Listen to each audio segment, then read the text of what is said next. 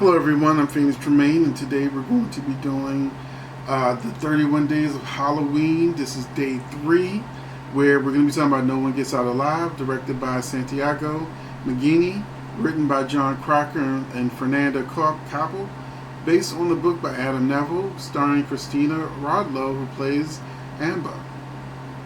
An undocumented immigrant with no ID finds herself trapped in a haunting boarding house when she finds herself running out of options where she can live and work.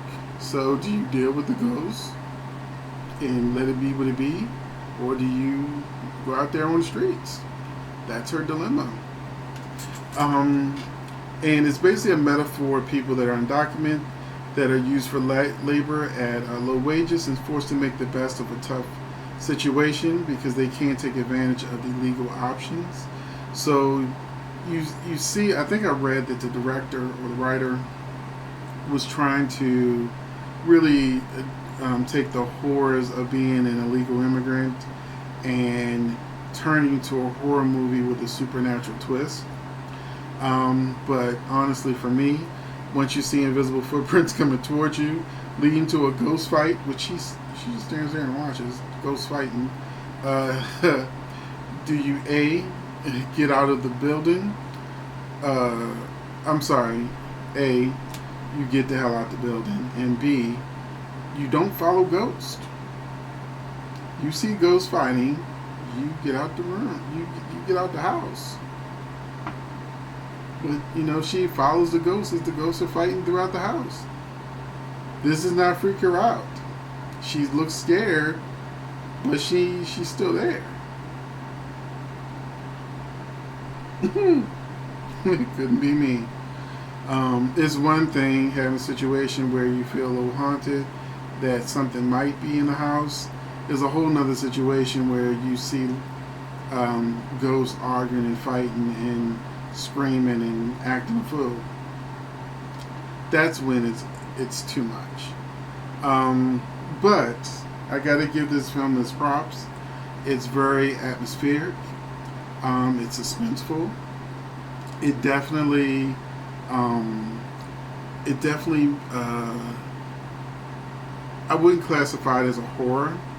It's all about atmosphere, suspense, thriller. It has horror elements, especially at the end.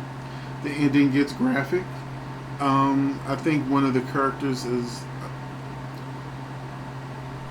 I think they reveal a villain, because this is a spoiler-free video, but they reveal a villain like late in the second act that probably should have been there from the beginning, and it could have provided more scares. It was interesting. I gotta say, this is an interesting film. It is not a film that I would see twice, but it is a film that if someone else wanted to see it, I would still watch it with them. It was good directing, good acting. The kills and the special effects, they were passable. They were okay. They weren't bad. They were okay.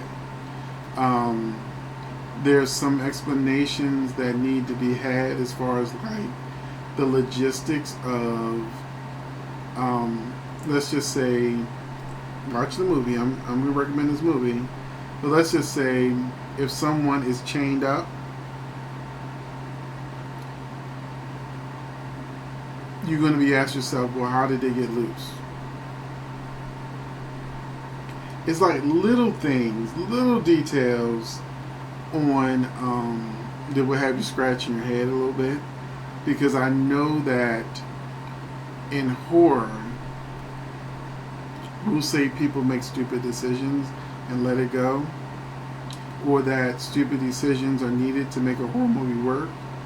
But I think a more fascinating and fulfilling horror movie is when you don't go the easy route and you figure out ways to make sure that the characters, the decisions they make sense, and that it's something that the average person would do, but still lead them into danger so that the movie can continue.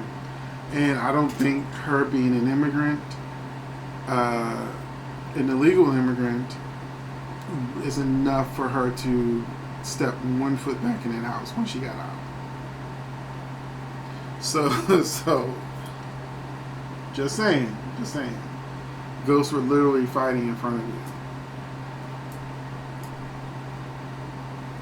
So I do recommend this movie. I think if you have some other things you really, really want to see, just put this like in the middle somewhere where, you know, you just want to just sit back and you want to watch something. This shouldn't be your first choice because it's okay. It's not great, but it's not bad. And if you have seen it, let me know in the comment section what you thought. I know I'm really on the fence about it, but I really enjoyed it enough to tell you that you should see No One Gets Out Alive, and then you'll find out if no one gets out alive. And lastly, that thing that I'm trying not to say, I put in my notes, I'm just saying this one sentence, that I think one of the characters is left with an interesting choice. If you were that character at the end of the movie, if you've seen the movie, the choice that they're left to make at the end, do you think that it was a good choice? What would you do if you weren't undocumented and you had to make a choice? Yeah. Would you do what this character looks like they're gonna do? Just saying. Thanks for watching.